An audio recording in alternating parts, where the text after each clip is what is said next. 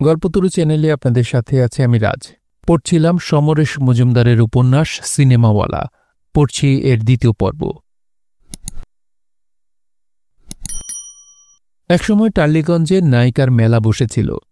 তখনও সন্ধ্যা রানী নায়িকার চরিত্রে অভিনয় করে যাচ্ছেন। কানন দেবী অবসর নিয়েছেন। খুব দ্রুত উঠে এসেছেন সুচিত্রা সেন, সাবিত্রী চ্যাটার্জি, অনুভা গুপ্তা, সবিতা চ্যাটার্জি, সুপ্রিয়া চৌধুরী, মালা সিনহা। সুমিত্রা দেবী ও মঞ্জুদে রয়েছেন।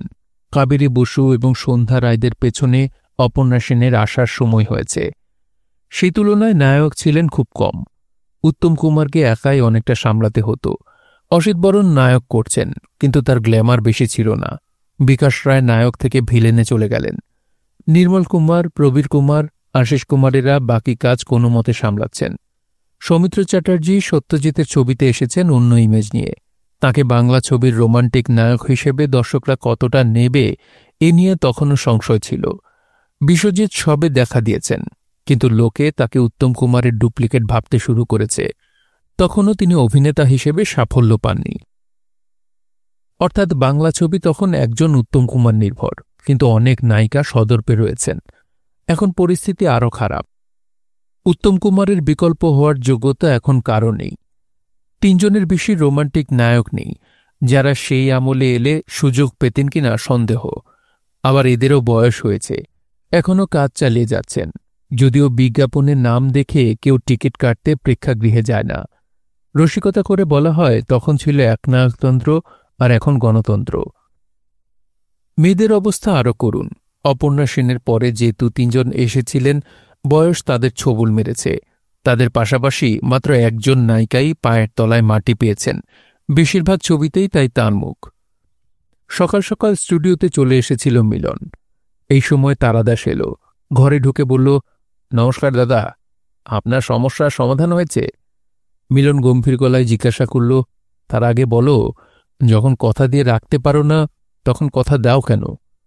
তারাদাসের কাঁধে সবসময় ক্যামেরার ব্যাগ থাকে। সেটা নামিয়ে বলল, আপনার কথা বুঝতে পারছি না দাদা। তুমি কথা দিয়েছিলে 2-3টে মেয়েকে নিয়ে আসবে, মনে আছে? এনেছিলাম দাদা, কিন্তু ছিনতাই হয়ে গেছে তারা। হতভম্ব হয়ে গেল মিলন। ছিনতাই হয়ে গেছে মানে? তারাদাস বলল, 3 জন নয়, একজনকেই নিয়ে এসেছিলাম। যেমন লম্বা তেমন গড়ন আর তেমনই মুখ। স্টুডিওর দরজায় পালুবাবুর সঙ্গে দেখা। মেয়েটিকে দেখে আমায় জিজ্ঞাসা করলেন পরিচয়। বললাম ছবিতে নামতে চায়। ব্যাস, তখনই জোর করে ফ্লোরে নিয়ে গিয়ে ভিডিও ক্যামেরায় ছবি তুলে দেখে নিয়ে ওর পরের ছবির সহনায়িকার চরিত্রে সই করিয়ে ফেললেন। তারপর? তখন লক্ষ্য করিনি, পরে দেখলাম চুক্তিপত্রে লেখা আছে এমন কোনো ছবিতে কাজ করা চলবে না যে ছবি ওর ছবির আগে রিলিজ করবে। সে কি, ওর ছবি যদি 10 বছর বাদে রিলিজ করে? এ কি বলছেন দাদা? ফালুদার ব্যাপারটা তো আপনিও জানেন। বছরে 2 থেকে 3টে ছবি রিলিজ করে ওর। একটা সুপার হিট হয়, একটা এমনি হিট করে, আর একটা চলে বল। এর আগের বার একই সেটে 2টো ছবির কাজ করেছিলেন। এবার শুনছি একই সেটে 3টে ছবি শুটিং করবেন। ফলে সেটের খরচ 3টে ছবির মধ্যে ভাগ হয়ে যাবে। এইসব গল্প শুনে আমার লাভ কি তারাদাস? দেখুন দাদা, শেখার তো কোনো বয়স নেই। ধরুন একটা ড্রয়িং রুমের সেট পড়ল। ছবি নাম্বার 1-এর নায়ক নায়িকারা সেখানে বসে ডায়লগ বলল, 2 ঘন্টার কাজ। তারপরে ওই ড্রয়িং রুমের সেট ভেঙে ফেলতে হবে। পালুদা সেটা না করে ছবি নাম্বার 2-এর ড্রয়িং রুম সিনের শুটিং করলেন। ওর নায়ক নায়িকা এক থাকে। আগে পোশাক পাল্টে দিতেন, এখন তাও করেন না। বলেন 3 মাস পরে রিলিজ করলে লোকের মেমোরিতে পোশাক থাকবে না। তাছাড়া যারা ছবি দেখতে ঢুকবে তারা চটকদার ডায়লগ শুনবে, পোশাক দেখবে না। এসব কথা শোনাচ্ছ কেন? না, এরকম করে আপনি ছবির কস্ট কমাতে পারেন। দেখো, আমার প্রডিউসার ভিকি রিনন, ওর আসার সময় হলো। তুমি এখন তোমার কাজে যেতে পারো। মিলন কথা শেষ করতেই সামন্ত দ্রুত ঘরে ঢুকল। দাদা, প্রডিউসার এসে গেছেন, গাড়ি থেকে নামছেন। মিলন উঠে দাঁড়ালো। সে তারাদাসকে আবার ইশারা করতেই তারাদাস ব্যাগ তুলে নিয়ে বলল, আমার কথা শেষ হলো না। পরে বলল, একজনকে দেখবেন না? কাকে দেখব? আপনাকে দেখাতে একজনকে নিয়ে এসেছিলাম। আবার যদি ছিনতাই হয়ে যায়? হোক, আমার আর কাউকে দেখার প্রয়োজন নেই। মিলনের কথা শেষ হওয়ার আগে প্রযোজক ঘরে ঢুকলেন। নমস্কার করল মিলন। আসুন আসুন। চেয়ারে বসে প্রযোজক জিজ্ঞাসা করল, ওই মেয়েটির কথাই বলেছিলেন? কোন মেয়েটি? মিলন অবাক হয়ে গেল। আরে, ঢোকার সময় দেখলাম বাইরে একজন দাঁড়িয়ে আছে। সে কে? তারাদাস দরজা পর্যন্ত পৌঁছে গিয়েছিল। সেখান থেকে বলল, আগে ওর কথাই বলছিলাম, ছবিতে নামতে চায়, যদি দেখে নেন। প্রযোজক মিলনকে বললেন, ও, আপনি দেখেননি? দূর থেকে দেখে বেশ ভালোই লাগলো, ইমপ্রেসিভ চেহারা। তারাদাস বলল, যদিও অনুমতি করেন পাঠিয়ে দিতে পারি।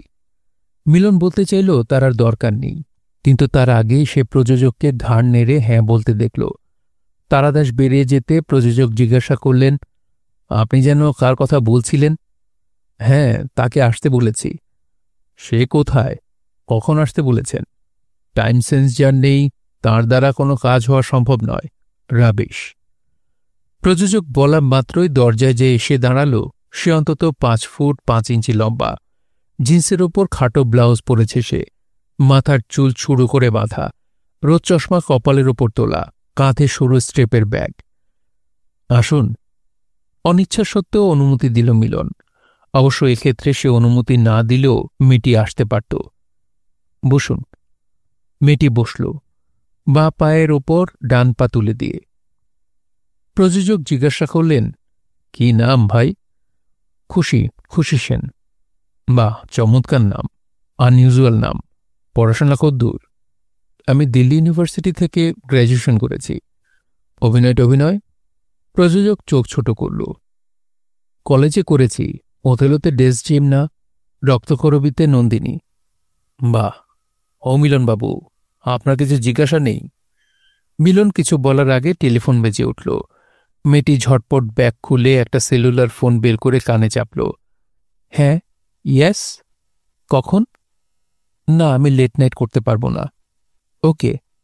সেটটাকে অফ করে মেয়েটি বলল, সরি। প্রযোজক হাসলেন।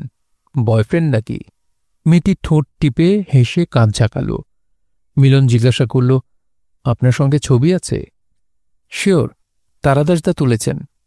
ব্যাগ থেকে একটা চওড়া খাম বের করে সে এগিয়ে দিতে প্রযোজক খপ করে সেটা টেনে নিলেন। মিলন মেয়েটির মুখ লক্ষ্য করছিল। বাঙালি মেয়ের মুখ নয়, ইতালিয়ান ফেস।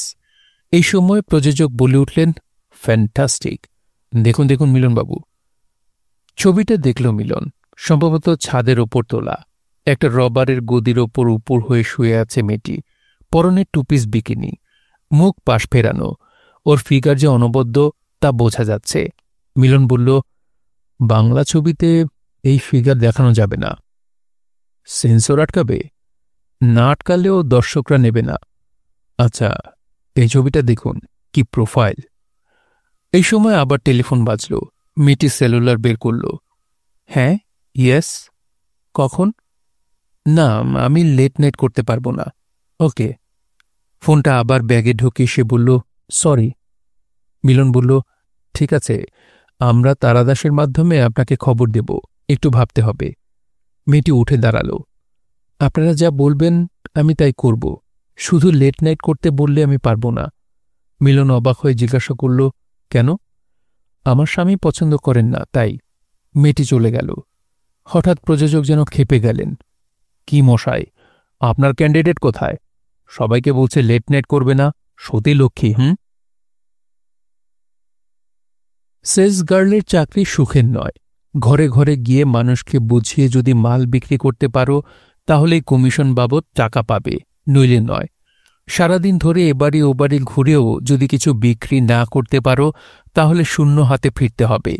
যে কোম্পানিতে অদিতি কাজ পেয়েছে সেখানে আরও কিছু মেয়ে রয়েছে, প্রত্যেককে আলাদা এলাকা দেয়া হয়েছে। এইসব মেয়েরা খুবই সাধারণ, চেহারায়, পোশাকে, শিক্ষায়। পেটের দায়ে কাজ করতে বেরিয়েছে। তবু এদের কাছে কিছু কিছু গল্প শুনেছে অদিতি। দুপুরবেলা সাধারণত পুরুষ অভিভাবক বাড়িতে থাকে না। জিনিস নিয়ে গেলে মেয়েরাই দেখে, পছন্দ বা অপছন্দ জানায়। এদের কেউ কেউ অনুরোধ করে পছন্দের জিনিস রেখে যেতে, যাতে রাতে অভিভাবকের কাছ থেকে কেনার অনুমতি নিতে পারে। বিক্রি হওয়ার আশায় মেয়েরা সেগুলো রেখে যায়। কিন্তু এরকম অভিজ্ঞতা হয়েছে, পরদিন গিয়ে দাম নেওয়ার বা জিনিস ফেরত পাওয়ার সময় দেখা গেল একটা কম পড়ছে। সেলসগার্ল যতই দাবি করুক, গৃহিণী প্রবলভাবে অস্বীকার করেন। ওই একটি জিনিসের দামই হয়তো 300 টাকা। গৃহিণী বলেন তিনি যা পেয়েছিলেন তারই দাম দিচ্ছেন। সেলসগার্ল অন্য বাড়িতে সাপ্লাই দিয়ে তার ঘাড়ে চাপাচ্ছে, ফলে ওই জিনিসের দাম কোম্পানি তার কমিশন থেকে কেটে নিয়েছে। যেখানে বিক্রি করে কমিশন পেতে নাভিশ্বাস ওঠে, সেখানে দাম কেটে নিলে চোখে অন্ধকার দেখতে হয়। অদিতি তাই ঠিক করেছিল কারো বাড়িতে জিনিস রেখে আসবে না। এই চাকরি করা ছাড়া অন্য কোনো উপায় ছিল না অদিতির। এখন স্কুল কলেজে চাকরি করতে গেলে অনেক পরীক্ষা দিতে হয়। বিএ পাশ করলে সেই পরীক্ষার উপযুক্ত হওয়া যায়, চাকরি পাওয়া যায় না। অফিস কাছারিতে চাকরি পেতে গেলে যে মামা কাকার জোর থাকা দরকার তা তার নেই। বাবা সওদাগরি অফিসে সামান্য কাজ করতেন। অবসর নেওয়ার পরই চোখের অসুখে প্রায় পঙ্গু। একমাত্র ভাই বেকার থেকে থেকে শেষ পর্যন্ত এয়ারফোর্সে নাম লিখেছে। সাধারণ চাকরি, খাওয়া থাকা, ইউনিফর্ম পাবে। তারপর মাইনে বাবদ যেটা পায় সেটা বাড়িতে পাঠায়। ওই টাকায় যে 3 জন মানুষের কি কষ্টে মাস কাটে তা তারাই জানে। এ বাড়িতে ফিরে আসার মাসখানেকের মধ্যেই অদিতি বুঝেছিল চাকরি না করলে চলবে না। 2-3টে অল্প বয়সী ছেলে মেয়েকে সে পড়াতে চেয়েছিল, কিন্তু এখন গার্জেনরা টিউটর হিসেবে স্কুলের শিক্ষকদের বেশি পছন্দ করে। হঠাৎ কাগজে বিজ্ঞাপন দেখে যোগাযোগ করেছিল অদিতি এই কোম্পানির সঙ্গে। ইন্টারভিউ নেওয়ার সময় মালিক জিজ্ঞাসা করেছিল, আপনি কতদিন কাজ করবেন? মানে? বুঝতে পারিনি অদিতি। আপনার মতো সুন্দরী শিক্ষিতা মহিলা সেলস গার্লের চাকরি করতে আসে না। মাসখানেক বাড়ি বাড়ি ঘুরলেই আপনার শরীর খারাপ হয়ে যাবে। আমার মনে হয় আপনি বাধ্য হয়ে এই চাকরির জন্য এসেছেন এবং সুযোগ পেলেই ছেড়ে দেবেন, তাই প্রশ্নটি করলাম। এই 10 দিনে কথাগুলোর মর্ম ভালোভাবে বুঝেছে অদিতি। যে বাড়িতে মহিলা নেই সেই বাড়িতে গেলে তাকে দেখামাত্র পুরুষদের চোখ কিরকম লোভী হয়ে ওঠে। রাত্রে মেসে ফিরে যাওয়ার সময় পথে সেই দৃষ্টি ছড়িয়ে যায় অন্য পথচারীর চোখে। বিছানায় গায়ে এলিয়ে দিয়ে মনে হয় শরীরে কোনো শক্তি অবশিষ্ট নেই। এই যে মেসে সে আছে, এটাও বিজ্ঞাপন দেখে পাওয়া। এক ঘরে 5 জন, বাকি 4 জন বিভিন্ন সময়ে এ ঘরে থাকে। এক একজন এক এক রকম, সবাই চাকরি করে। Bathroom common. মেসের খাবার খাওয়া যায় না, জোর করে গলা দিয়ে নামাতে হয়। এই জীবনের কোনো বর্তমান নেই, ভবিষ্যৎ তো দূরের কথা। এরকম অবস্থায় বাড়ি বাড়ি ঘুরতে ঘুরতে ভদ্রমহিলার সঙ্গে আলাপ হয়েছিল তার। আর পরে সাধারণ মহিলা, কথাবার্তায় আন্তরিকতা আছে। তিনি যখন অনুরোধ করলেন জিনিসগুলো রেখে গেলে স্বামীকে দেখাবেন, তখন ভয় পেয়েছিল সে। জিনিস ফেরত দেওয়ার সময় এই ভদ্রমহিলা মিথ্যাচার করবেন না তো? একটু ইতস্তত করলেও সে রাজি হয়েছিল। পরদিন দাম নিতে গিয়ে শুনল আবার যেতে হবে, কিন্তু তার জিনিসগুলো ঠিকঠাক টেবিলের উপর রয়েছে, অর্থাৎ ভদ্রমহিলার মনে তাকে ঠকাবার মতলব নেই। ভদ্রমহিলার স্বামী যে সিনেমার পরিচালক সেটা কালও জানতে পারেনি, পারল আজ। ভদ্রলোক তাকে বলেছেন সিনেমায় নামাবেন। সিনেমায় নামতে হলে তার স্ক্রিন টেস্ট করা দরকার এবং সেটা আজই করবেন। কথাগুলো উনি বলেছেন স্ত্রীর সামনে, তাই ধরে নেওয়া যায় ভদ্রলোকের কোনো বদ মতলব নেই। অদিতির খুব মন খারাপ হয়ে গিয়েছিল যখন সে দেখল ভদ্রলোক তার রেখে যাওয়া জিনিসগুলো না কিনে ফেরত দিয়ে দিলেন। তার বদলে হাতে ধরিয়ে দিলেন একটা কাগজ, তাতে ঠিকানা লেখা, Milan Gupta, New Theatre studio number 1, Tollygunge. বললেন, স্টুডিওর গেটে পৌঁছে এই কাগজটা দেখালেই যে কেউ আমার অফিসে পৌঁছে দেবে। তুমি দুপুরে এসো, আর একদম উগ্র সাজে আসবে না। কথাটা শুনে মনে মনে হেসেছিল অদিতি। তার শাড়ি জামা এমনিতেই কম, অনেকদিন কেনা হয়নি পয়সার অভাবে। উগ্র সাজার ক্ষমতা কোথায়? সোজা মেসে ফিরে এসেছিল সে। সিনেমায় নামার কথা স্বপ্নেও ভাবেনি সে। স্কুলের নাটকে কয়েকবার অভিনয় করেছে, কিন্তু তার বাইরে কিছু নয়। আর সেই অভিনয় ছিল নেহাতি মজা করার। সুচিত্রা সেন, সুপ্রিয়া, সন্ধ্যা রায়, অর্পণা সেন হওয়ার স্বপ্ন সে কখনো দেখেনি। এমনকি কমলেন্দুর সঙ্গেও যখন তার প্রেম চলছিল, সেই রোমান্টিক দিনগুলোতেও নিজেকে নায়িকা ভাবতে সাহসী হয়নি তার। আজ প্রস্তাব পেয়েও তার বিশ্বাস হচ্ছে না সে সিনেমায় নায়িকা হবে। এও কি সম্ভব? হ্যাঁ, ছেলেবেলা থেকেই সে শুনে এসেছে তার মতো সুন্দরী নাকি কৃষ্ণনগরে নেই, কিন্তু তাই শুনে মনে কোনো দাগ পড়েনি। মা বলতো রূপ ক্ষণস্থায়ী, সেটাই বিশ্বাস করে এসেছে এতদিন। কমলেন্দু যখন এক রাত্রে মেরে তার মুখ ফুলিয়ে দিয়েছিল, তখন ব্যথা নিশ্চয়ই পেয়েছিল, কিন্তু দেখতে খারাপ হয়ে যাবে বলে আতঙ্কিত হয়নি। মেসের খাটে শুয়ে স্বপ্ন দেখতে চাইল অদিতি। সে যদি সুযোগ পায় এবং খুব ভালো অভিনয় করে, তাহলে কি হেমা মালিনীর মতো বিখ্যাত হয়ে যাবে? লোকে তার অটোগ্রাফ নেবে, যেখানে যাবে সেখানেই ভিড় জমবে। চিত্রতারকারা নাম করে গেলে তো এরকমই হয়। মাথা নেড়েছিল অদিতি আপন মনে। কিছুই হবে না, তার এমন কপাল যে কিছু হওয়ার নয়। কিন্তু 250 টাকা পাওয়া যাবে। সে আজ কাজে বের হচ্ছে না বলে ক্ষতিপূরণ হিসেবে মিলনবাবু তাকে 250 টাকা দেবেন বলে কথা দিয়েছেন। এই মুহূর্তে ওটা তার কাছে অনেক দামি। টালিগঞ্জে কখনো যায়নি অদিতি। সত্যি বলতে কি, কলকাতার রাস্তাঘাট তার ভালো করে জানা নেই। যে এলাকায় তাকে বিক্রির জন্য ঘুরতে হয় সেই এলাকাটা তার চেনা। আজ টালিগঞ্জ ট্রাম ডিপোয় ট্রাম থেকে নেমে সে ফাপড়ে পড়ল। দুজনকে জিজ্ঞাসা করার পর হদিস পেয়ে হাঁটতে শুরু করল অদিতি। নিউ থিয়েটার স্টুডিওতে যাবে শুনে যাদের জিজ্ঞাসা করেছিল তাদের মুখ যে খুব রসালো হয়ে উঠেছিল সেটা লক্ষ্য করেছিল সে। টিনের বড় গেট খোলা ছিল। ভেতরে ঢোকার সময় কেউ আপত্তি করেনি। বাঁদিকে বিশাল গুদামঘর, সামনের রাস্তা। একজন সাধারণ কর্মচারীকে কাগজটা দেখাতেই সে বলল, সোজা গিয়ে ডান দিকে দ্বিতীয় ঘর। বুকের ভেতরটা কিরকম করছিল। সোজা রাস্তা ধরে হাঁটতে হাঁটতে অবাক হয়ে অদিতি দেখল সৌমিত্র চট্টোপাধ্যায় একজনের সঙ্গে দাঁড়িয়ে কথা বলছেন। এত বড় শিল্পীকে এত কাছ থেকে সে যে দেখতে পাবে কল্পনা করেনি। দ্বিতীয় ঘরটির দেওয়ালে বোর্ড টাঙানো, তাতে কি লেখা সেদিকে নজর গেল না অদিতির। একটি লোক তাকে জিজ্ঞাসা করল, কি চাই? মিলনবাবু আছেন? গলা শুকিয়ে গিয়েছিল তার। কি দরকার? উনি আমাকে আসতে বলেছিলেন। কেন, কি ব্যাপার? সামান্য চোখ ছোট করল। অদিতি কাগজটা এগিয়ে দিল। একবার নজর বুলিয়ে সামন্ত তাকে আবার দেখল, তারপর পর্দা সরিয়ে ঘরের ভেতর চলে গেল। অদিতি চারপাশে তাকাল। অনেক ছেলে মেয়ে চারপাশে ঘুরঘুর করছে। মেয়েগুলো খুব সেজে গুজে এসেছে। তাদের কেউ কেউ তাকে ঘুরে ঘুরে দেখছে। এরা কারা? এখানে নিশ্চয়ই কাজ করে না। কাজের সময় অলসভাবে কাটাবে কেন? আসুন, সামন্ত ডাকল। ঘরে ঢুকল অদিতি। ছোট ঘর, একটা টেবিলের দুপাশে দুজন মানুষ। তাদের একজন মিলন। মিলন বলল, চিনতে অসুবিধা হয়েছে? না। বসুন। অদিতি বসল। পাশে বসা লোকটি জিজ্ঞাসা করলেন, এর কথা বলছিলেন? মিলন বলল, হ্যাঁ, ক্যামেরা যদি ওর ফেভারে কথা বলে তাহলে ওকে নিয়ে আমি একটা জুয়ো খেলতে চাই। লোকটি বললেন, আপনি জুয়ো খেলবেন আমার টাকায়, তাই তো? মিলন চুপসে গেল। হ্যাঁ, মানে আপনার অনুমতি নিয়েই। একটু আগে যে মেয়েটিকে দেখলেন তার ধারে কাছেই নিয়ে আসেন। দেখুন, আগের মেয়েটির ফিগার সুন্দর, দেখতেও সুন্দরী। আবার গল্পের নায়িকা যদি অত স্মার্ট হয় তাহলে দর্শকের সিম্প্যাথি পাবে না। বাঙালি দর্শক বেসিক্যালি কনজারভেটিভ হয়। তাই নাকি? তাহলে হিন্দি সিনেমার হেলেন, জিনতামান, বিন্দুকে দেখতে ব্ল্যাকের টিকিট কাটত না। এ তথ্যটাও ঠিক, কিন্তু ওখানেই মজা। বাঙালি দর্শক তার নিজের মেয়ে বা বউকে শরীর দেখানো পোশাক পরে নাচতে দেখতে চাইবে না, কিন্তু বাইরের মেয়ে ওসব পরলে দু চোখ ভরে দেখবে। হিন্দি ছবিতে যা তারা দেখতে চায় বাংলা ছবিতে তা বরদাস্ত করবে না। ওদিকে সীতারায় আপনার ডাকের আশায় বসে আছেন। সীতারায়? হ্যাঁ, ওকে নিয়ে নিশ্চয়ই কাজ করব। নায়ক যেখানে চাকরি করে সেই ইন্ডাস্ট্রির মালিকান, দারুণ সৎ। ওই চরিত্রে ওকে চমৎকার মানাবে। আপনি নিশ্চয়ই স্বীকার করবেন নায়িকা হওয়ার সময় ওর চলে গেছে। ভদ্রলোক সোজা হয়ে বসলেন। ওয়েল, আপনি যা করার আজই করুন। প্রচুর সময় দিয়েছি, এই ব্যাপারটা আর ফেলে রাখতে চাই না।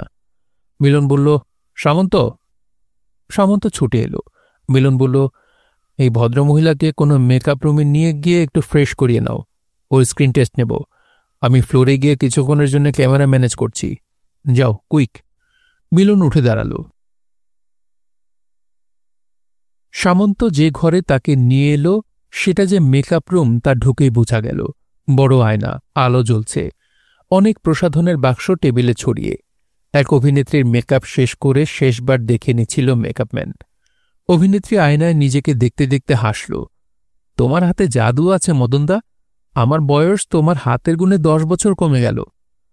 কথাটাকে পাত্তা না দিয়ে মদন বলল, কি ব্যাপার সামন্তদা? সামন্ত বলল, মিলনদা তোমার কাছে পাঠালেন, একে একটু ঠিক করে দেবে। ঠিক করে দেব মানে? ইনি কি বেঠিক আছেন? আরে না, বাইরে থেকে ঘেমে নিয়ে এসেছেন, একটু মেকআপ করে দাও। তাই বলো। আসুন দিদি। অদিতি এগিয়ে গেল। মদন ঘুরিয়ে ঘুরিয়ে ওর মুখ দেখল, তারপর বলল, বাহ, অনেকদিন এত ভালো ফেস দেখিনি। কি মেকআপ হবে সামন্তদা? সিম্পল, সাধারণ। একটা ছোট তোয়ালের মধ্যে কিছু ঢেলে এগিয়ে দিল মদন। আপনি মুখ এবং হাত ভালো করে মুছে নিন। অভিনেত্রী সামন্তকে জিজ্ঞাসা করল, নতুন মনে হচ্ছে? সামন্ত মাথা নাড়ল। অভিনেত্রী আবার জিজ্ঞাসা করল, কোন ছবি? ছবি টবি ঠিক হয়নি, স্ক্রিন টেস্ট হবে। তাই বলো, যাই শুটিং করতে যাই। অভিনেত্রী বেরিয়ে গেল।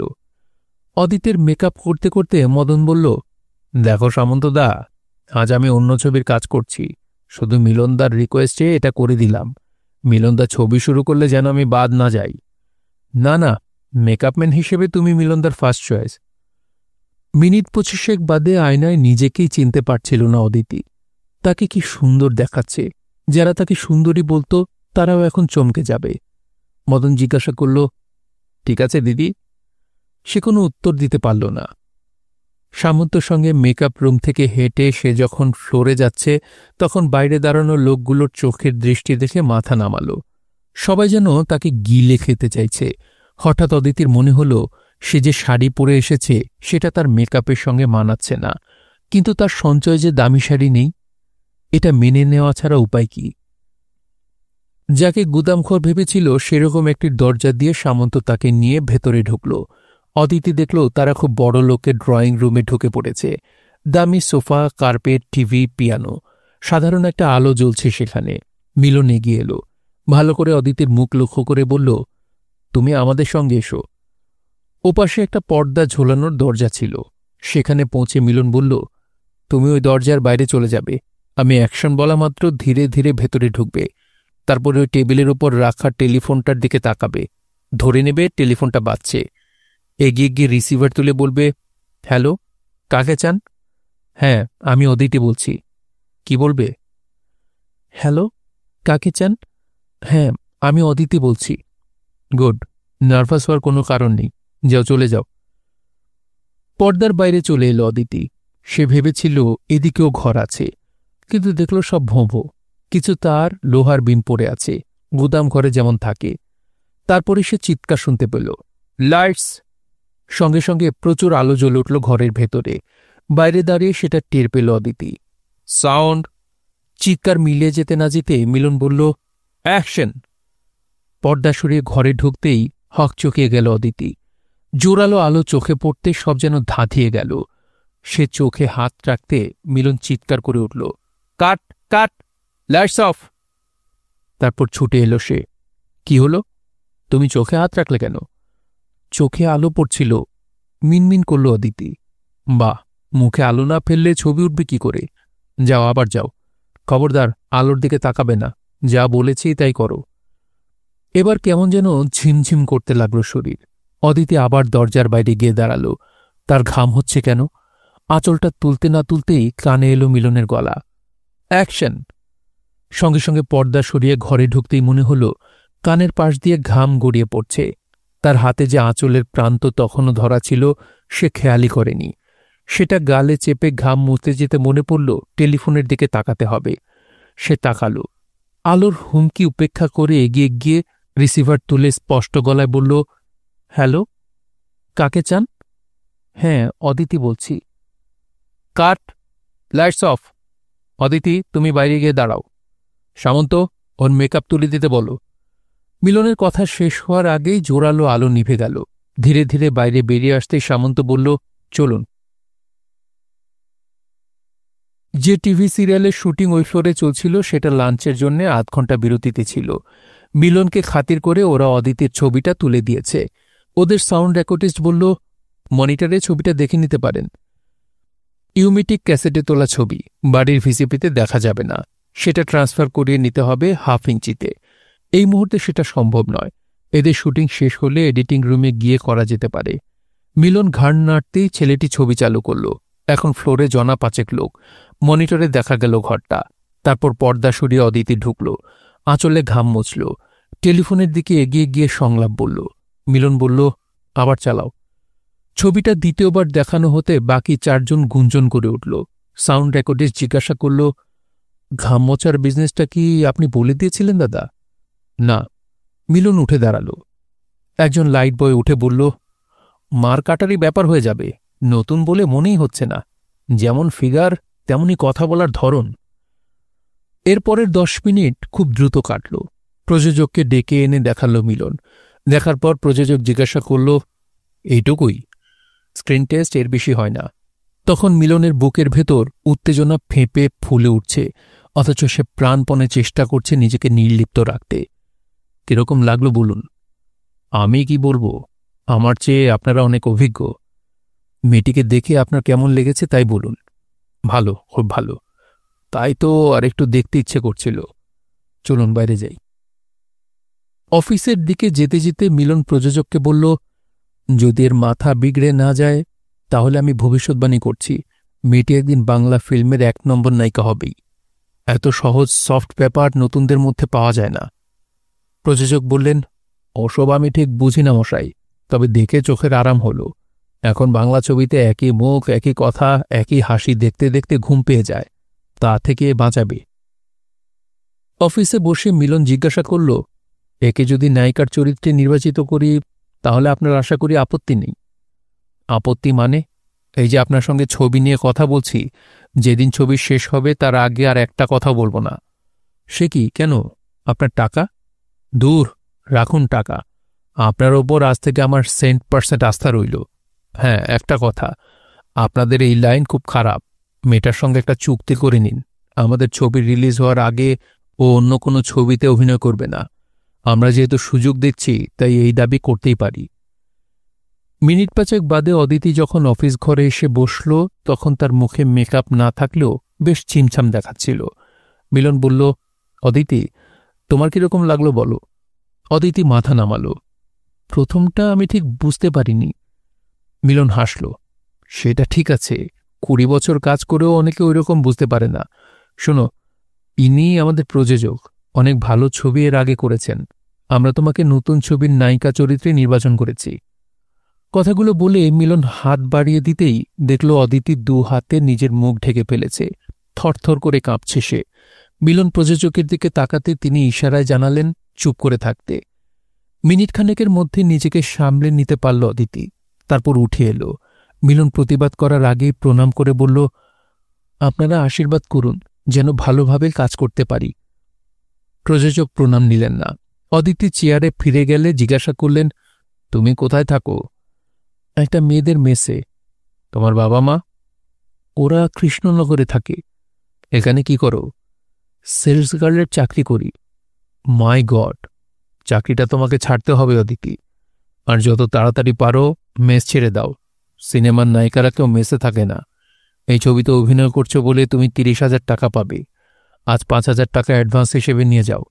তোমার সঙ্গে শর্ত হলো, আমাদের ছবির রিলিজ না হওয়া পর্যন্ত তুমি অন্য কোনো ছবিতে অভিনয় করবে না। স্টুডিওতে যখনই আসার দরকার হবে ট্যাক্সিতে আসবে। আমাদের লোক ভাড়াটা দিয়ে দেবে। যতদিন কাজটা শেষ না হয় ততদিন শরীরের যত্ন নেবে, যাতে অসুস্থ হয়ে না পড়ো। ব্রিফকেস থেকে টাকা বের করলেন প্রযোজক, 5,000 টাকা। কথা হয়ে গেল, রোজ সকালে অদিতি মিলনের বাড়িতে আসবে। সেখানে বসে রিহার্সাল দেবে। কি করে ভালো অভিনয় করতে হয় বুঝে নেবে। অনুশীলন না করলে কখনো সাফল্য পাওয়া যায় না। অভিনয়ের কথা উঠলে অনেকেই ভাবে, কি আর শক্ত ব্যাপার, সংলাপ মনে রেখে বলে গেলেই হয়। সাঁতার সম্পর্কে এরকম একজন বলেছিল, জলে নেমে হাত পা ছুড়ে এগিয়ে গেলেই সাঁতার কাটা হয়ে যাবে। তাকে জলে না নামানো পর্যন্ত তার শিক্ষা হয়নি। মিলন অদিতিকে পরামর্শ দিল, ঘুম থেকে উঠে ফ্রেশ হয়ে আয়নার সামনে বসবে, নিজেকে দেখবে। তোমার মুখের কোন জায়গাটা ভালো লাগছে, কোন জায়গাটা ঠিক পছন্দ হচ্ছে না তা নিজে আবিষ্কার করবে। তারপর রবীন্দ্রনাথের সঞ্চয়িতা খুলে বিদায় অভিশাপ কবিতাটা পড়বে। ওখানে কচ এবং দেবযানী পরস্পরের সঙ্গে কথা বলছে। এই সংলাপ কবিতায় হলেও বলতে কোনো অসুবিধা হবে না। মানুষের মনের নানা রকম ভাব কবিতার লাইনে ছড়ানো। বলার সময় তুমি আয়নায় নিজেকে লক্ষ্য করবে। কোন সংলাপ কিভাবে বললে মানে স্পষ্ট হয় তা তুমি নিজেকে দেখেই বুঝতে পারবে। বেশ জোরে স্পষ্ট উচ্চারণ করবে, যাতে জিভের জড়তা কেটে যায়। চুপচাপ শুনছিল অদিতি, এবার মুখ নামালো। কি হলো? প্রযোজক জিজ্ঞাসা করলেন। আমি মেসের যে ঘরে থাকি সেখানে অন্য বর্ডাররা থাকে। তারা এসব করলে বিরক্ত হবে, কিন্তু আমি বুঝতে পারছি এটা করা দরকার। প্রযোজক বললেন, ঠিক আছে, দাঁড়াও দেখি তোমার জন্য YWCA-তে সিঙ্গেল রুম জোগাড় করে দিতে পারি কিনা। সামন্ত তার সমস্ত ঠিকানা লিখে নিল। মহরতে প্রযোজক বিশ্বাস করতেন না। তার বক্তব্য, মহরত আবার কি, ছবি করতে হলে একেবারে শুটিং শুরু করুন। অদিতি উঠে দাঁড়ালে তিনি বললেন, দাঁড়াও ভাই। অদিতি দাঁড়াল। আবার কি হল? এদের মতলব বদলে যাবে না তো? প্রযোজক মিলনকে বললেন, কি, কই, ওরা একটা ফটো সেশন করুন। Photo session? মিলন অবাক। হ্যাঁ, বিভিন্ন পোশাকে যতটা পারেন গ্ল্যামারাস ফটো তুলিয়ে নিন, সেগুলো দিয়ে প্রেসকে চমকে দেব। প্রযোজক চোখ বন্ধ করলেন। আপনি প্রেসকে বলবেন? হ্যাঁ, নতুন মেয়ে নায়িকা হচ্ছে, আমি প্রথম থেকেই পাবলিসিটি করতে চাই। ওর ছবি সামনের সপ্তাহেই সব কাগজে ছাপা হোক। তাহলে তো মহরত করতে হয়। কেন? চিত্র সাংবাদিকদের একটু আপ্যায়ন না করলে ওরা খুশি হন না। ঠিক আছে, মহরত করুন। প্রযোজক উঠে গেলেন। হেসে ফেলল মিলন। এত দ্রুত মানুষটা বদলে যাবে সে কল্পনা করেনি।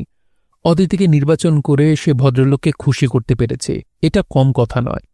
অদিতি তখনও দাঁড়িয়েছিল। এদের কথাবার্তা সে ঠিক বুঝতে পারছিল না। মিলন সামন্তকে বলল, কালই ওর ছবি তোলার ব্যবস্থা করো। সামন্ত জিজ্ঞাসা করল, তারাদাসকে খবর দেব? সামন্ত সামন্ত বিরক্ত হল মিলন। তারাদাস হল একজন স্টিল ফটোগ্রাফার। আমাদের চাই কোনো বিখ্যাত ফটোগ্রাফার যার হাতে জাদু আছে এবং স্টুডিওর মালিক। তাই বলুন, কানাই ঘোষকে বলবো? গুড, বলো। টাইমটা জেনে নিয়ে ওকে বলে দাও। সামন্ত ছুটল টেলিফোন করতে। মিলন বলল, অদিতি, তোমার ভালো জামা কাপড় খুব বেশি নেই না? অদিতি মাথা নামালো, উত্তর দিল না। ঠিক আছে, আমাদের ড্রেসার তোমার মাপ নিয়ে নিচ্ছে, কাল সেগুলো পেয়ে যাবে। আগামীকাল তোমার ছবি তোলা হবে। কেন? পাবলিসিটির জন্যে। এ লাইনে পাবলিসিটি হলো প্রথম এবং শেষ কথা। বিভিন্ন পোশাকে তোমার ছবি তোলা হবে, সেগুলো কাগজে ছাপা হলে লোকে তোমার নাম জানতে পারবে। অদিতি মুখ তুলল। আমি? মিলন অবাক হল। কিছু বলবে? অদিতি বলল, গতকালও আমি কল্পনা করিনি আজ আমি এখানে পৌঁছাব। এইসব আপনার জন্যই হল। কিছুই হয়নি অদিতি, এখন মন দিয়ে কাজটা করার চেষ্টা করো। সাফল্য পেলে তবে এসব কথা বলার মানে হবে। আর আমার জন্য তো কিছু হয়নি। তোমার বৌদি যদি জিনিসগুলো রেখে দিয়ে তোমাকে পরে আসতে না বলতেন, তাহলে আমার সঙ্গে যোগাযোগ হতো না। অতএব যদি কিছু হয়ে থাকে তাহলে তারই জন্য হয়েছে। মিলন হাসল। সামন্ত ফিরে এসে খবর দিল, আগামীকাল বিকেল 5টায় টাইম দিয়েছেন কানাইদা। ওর স্টুডিও হল পূর্ণদাস রোডে। ঠিকানাটা বুঝিয়ে দিল সামন্ত। ড্রেসারকে জামা কাপড়ের মাপ দিয়ে সামন্ত ডেকে দেওয়ার ট্যাক্সিতে উঠে বসল অদিতি। ট্যাক্সি যখন স্টুডিওর গেটের দিকে যাচ্ছে তখন সে সোজা হয়ে বসল। বসন্ত চৌধুরী, এখন বয়স হলেও সুন্দর চেহারা রেখেছেন। সুচিত্রা সেনের সঙ্গে দ্বীপ জেলে যায় ছবিতে উনি অভিনয় করেছেন। ছবিটার কথা মনে আছে তার। গন্তব্যস্থান বলে ট্যাক্সিতে হেলান দিয়ে বসেছিল অদিতি। কোথা থেকে কি হয়ে গেল, ভালো হচ্ছে কিনা জানা নেই, তবে ফিরিওয়ালা হয়ে দরজায় দরজায় ঘুরতে হবে না আর। কিছুদিন অন্তত পরিশ্রম এবং অপমান থেকে সে বেঁচে গেল।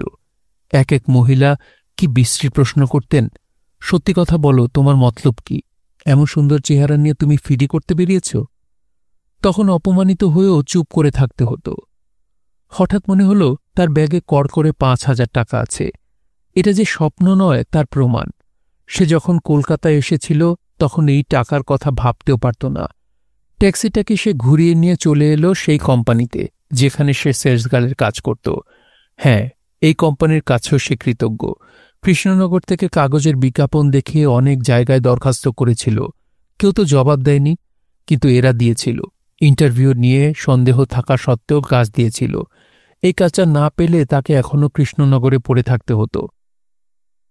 মিসেস মণ্ডল হলেন ম্যানেজার। মেয়েদের জিনিস দেওয়া এবং বিক্রির টাকা তিনিই বুঝে নেন। খুব রোগা, 40-এর উপর বয়স, কিন্তু গলা দিয়ে বাজখাই শব্দ বের হয়। অদিতিকে দেখেই তিনি মাথা নাড়লেন। এই যে আসুন, কমিশনের কাজ বলে যদি ভাবেন ইচ্ছে মতন ডুব মারবেন, কাজ করবেন না, তাহলে খুব ভুল করেছেন। কোম্পানির জিনিস বিক্রি না হলে কোম্পানি চুপ করে বসে থাকতে পারে না। আমি আগেই বলেছিলাম সুন্দরী মেয়েদের দিয়ে এসব কাজ হয় না। কর্তারা শুনল না আমার কথা। অদিতি হাসল। আপনি কিন্তু একাই কথা বলে যাচ্ছেন। ও তাই নাকি? তা আপনি কি বলতে চান বলে ফেলুন। কোম্পানি আমার কাছে কত পায় আর আমি কমিশন বাবদ কত পাব যদি হিসেব করে বলেন তাহলে ভালো হয়। নিশ্চয়ই, সেই হিসেব আমি করে রেখেছি। আপনার তো কিছুই পাওনা নেই, উল্টো কোম্পানি 190 টাকা পাবে। অদিতি ব্যাগ খুলে 5,000 টাকা থেকে দুটো 100 টাকার নোট বের করে সামনে রাখল। ব্যাস, সব শোধ হয়ে গেল। মিসেস মণ্ডল হতভম্ব হয়ে গেলেন। ব্যাপারটা কি? টাকাটা নিয়ে একটা রসিদ দিন। ভদ্রমহিলা তাই করলে অদিতি বললেন, মালিকদের বলবেন অসময়ে কাজটা আমাকে দিয়েছিলেন বলে আমি কৃতজ্ঞ। আচ্ছা চলি। ট্যাক্সিতে উঠে অদিতি হেসে ফেলল। গতকালও সে পাই পয়সা হিসেব করে চলত। 190 বললেই সে তা মেনে নিয়ে দিত না, পুরো হিসেব চাইত। অথচ আজ 200 দিয়ে 10 টাকা ফেরত নেওয়ার প্রয়োজন মনে করল না। কিরকম পাল্টে যায় জীবনযাপনের ধরন।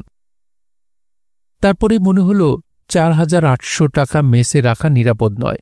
তার নিজস্ব আলমারি দূরের কথা, ড্রয়ার পর্যন্ত নেই ওখানে। বড় ট্রাঙ্কে জামাকাপড় রাখতে হয়। চাবি দেওয়া থাকলেও চুরি হলে কিছুই করার থাকবে না। কলকাতায় তার কোনো ব্যাংক অ্যাকাউন্ট নেই, একটা অ্যাকাউন্ট খোলা দরকার। সামনেই একটা ব্যাংকের হোল্ডিং দেখতে পেল সে, নামি ব্যাংকের ইভিনিং ব্রাঞ্চ। সিনেমায় যা ঘটে তাই যেন তার জীবনে এখন ঘটে যাচ্ছে। ট্যাক্সি ছেড়ে দিয়ে সে ব্যাংকে ঢুকল। অ্যাকাউন্ট খুলতে চাইলে সমস্যা হলো রেফারেন্স নিয়ে। ওই ব্যাংকে অ্যাকাউন্ট আছে এমন কাউকে দরকার। অদিতি অবাক হয়ে জিজ্ঞাসা করল, আচ্ছা, এই ব্যাংকে প্রথম যিনি অ্যাকাউন্ট খুলেছিলেন তাকে রেফার করেছিল কে? তখন তো কারো কোনো অ্যাকাউন্ট ছিল না এখানে। প্রশ্নটা অফিসারদের খুব পছন্দ হল। ওদের একজন সই করে দিতে অদিতি পুরো 4,000 টাকা ব্যাংকে জমা দিয়ে পাসবই নিয়ে বেরিয়ে এলো। পাসবইতে তার নাম লেখা, ঠিকানাটা মেসের। এটা দেখলেই বুকের ভেতর আলাদা শক্তি জমা হয়। মেসে ফিরে গিয়ে কাউকে কোনো কথা বলল না অদিতি। এসব কথা শুনলে হয় ওরা অবিশ্বাস করবে, নয় নিজের মতো গল্প তৈরি করবে। এ ঘরের বাকি মেয়েদের দুজন নিত্য নতুন বয়ফ্রেন্ড পাল্টায়, তাদের কাছ থেকে টাকা পয়সা নেয়, অথচ ভাবভঙ্গিতে সবসময় সতীপনা বজায় রাখে। পরদিন বিকেলে ট্যাক্সি নিয়ে কানাই ঘোষের স্টুডিওতে পৌঁছে গেল অদিতি। স্টুডিওর বাইরে দাঁড়িয়েছিল সামন্ত। বলল, ঠিক সময় এসে গেছেন, কিন্তু আমি ভবিষ্যৎবাণী করছি, সামনের বছরে ঠিক সময় আসবেন না। কেন? খুব অবাক হল অদিতি। কারণ তখন আপনি স্টার হয়ে যাবেন। সামন্ত দাঁত বের করল। এত দ্রুত তার সঠিক মাপে পোশাক তৈরি হয়ে আসবে ভাবতে পারিনি অদিতি। মিলন তাকে কানাই ঘোষের সঙ্গে পরিচয় করিয়ে দিল।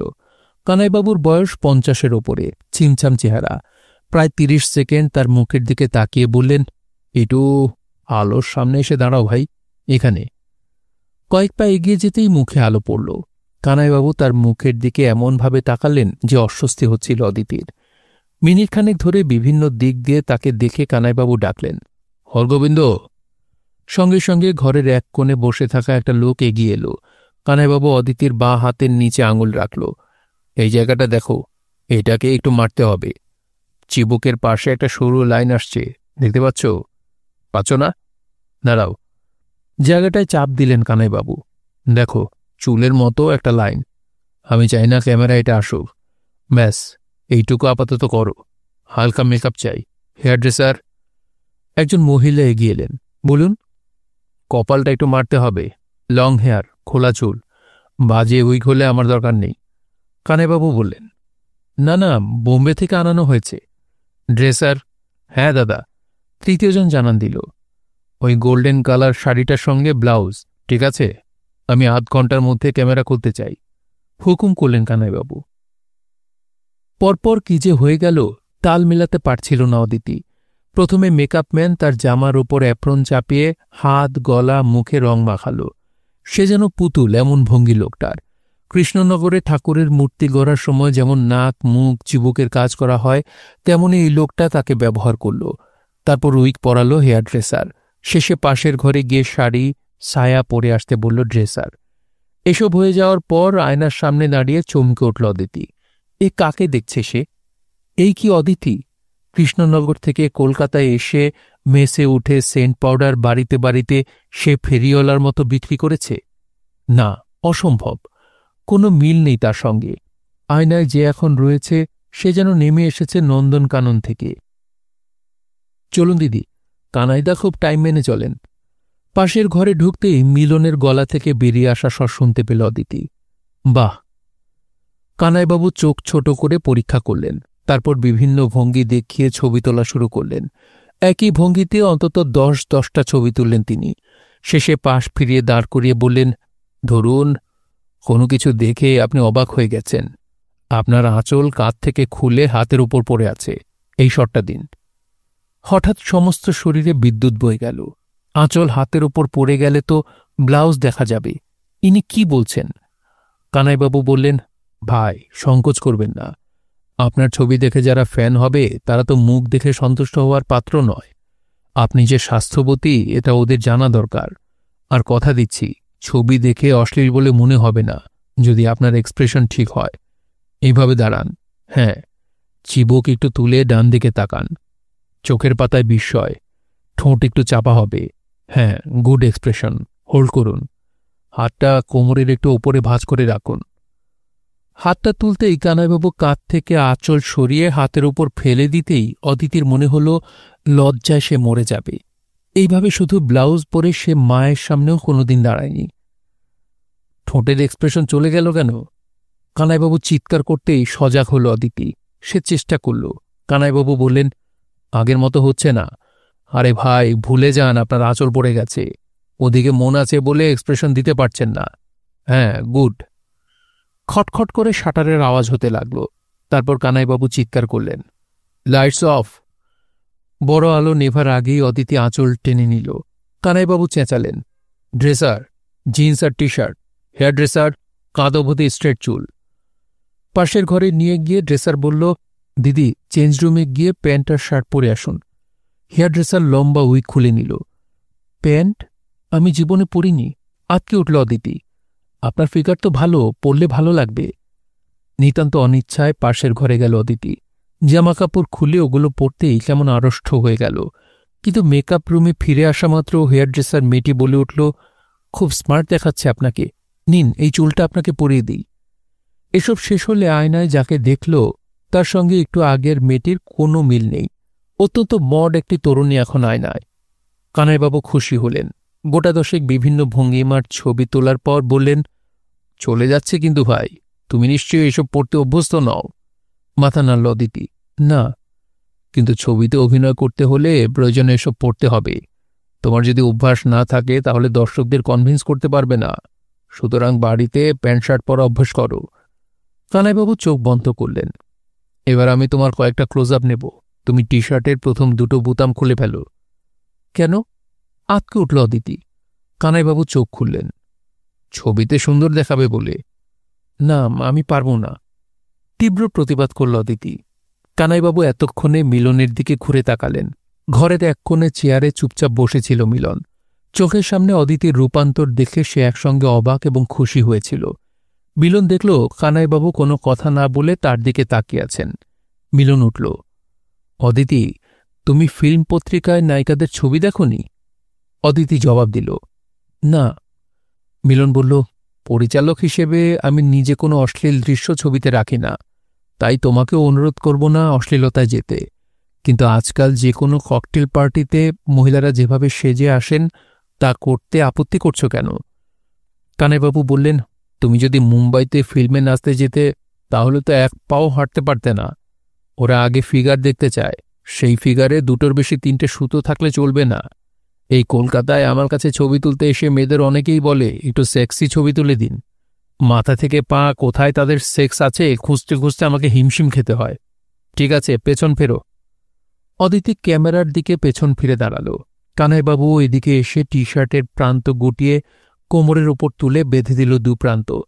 তারপর ক্যামেরায় ফিরে গিয়ে বললেন, বাঁ পায়ের ওপর দাঁড়াও। গুড। এবার ডান পায়ের ওপর শরীরের ভার রাখো। বাহ, এবার তোমার সামনে হাঁটো। ওকে, এবার ফিরে এসো। নিচু হও, যেন কিছু কুড়োতে যাচ্ছ। হ্যাঁ, এই সময় তোমাকে কেউ উপর থেকে ডাকলো, কি করবে? ওই ভঙ্গিতে মুখ তুলে তাকাবে। তাকাও। বলতে বলতে অদিতের সামনে চিত হয়ে শুয়ে পড়লেন কানাইবাবু।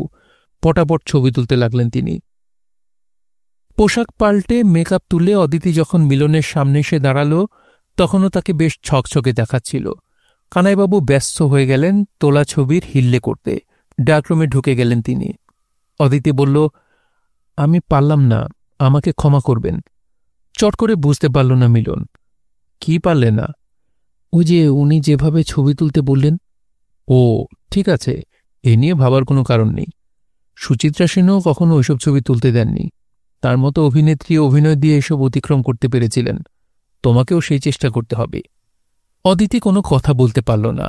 তার আচরণে কানাইবাবু যে খুশি হননি এটা স্পষ্ট, কিন্তু মিলনের মনের ভাব সে বুঝতে পারছিল না। একটু পরে কানাইবাবু তার ডার্করুম থেকে বেরিয়ে এলেন। ওকে, সব ঠিক আছে, আমি কালে প্রিন্ট পাঠিয়ে দেব মিলনবাবু। আপাতত পোস্টকার্ড সাইজ দিচ্ছেন তো? হ্যাঁ, 3 কপি করে। বিলটা যেন কালই পেমেন্ট করা হয় তা দেখবেন। এই যে মাননীয়া, এর আগে এসব ছবি কখনো তুলেছ? না, অদিতি জবাব দিল। তাহলে আমার হাতে যাত্রা শুরু হলো। হ্যাঁ, প্রার্থনা করি তুমি সফল হও। কিন্তু ভাই, যদি দেখি ভবিষ্যতে কোথাও কোনো কাগজে বা ফিল্মে তুমি লাস্যময়ী হয়ে পোজ দিচ্ছ, তাহলে তোমাকে খুব খারাপ মেয়ে বলে ভেবে নেব। যদি মত পরিবর্তন করো তাহলে অন্য কাউকে দিয়ে নয়, আমার কাছে চলে এসো। তুমি আমার মেয়ের বয়সী। আমি যখন ছবি তুলি তখন তোমাদের শরীরের দিকে তাকাই না, অন্য এক সৌন্দর্য খোঁজার চেষ্টা করি।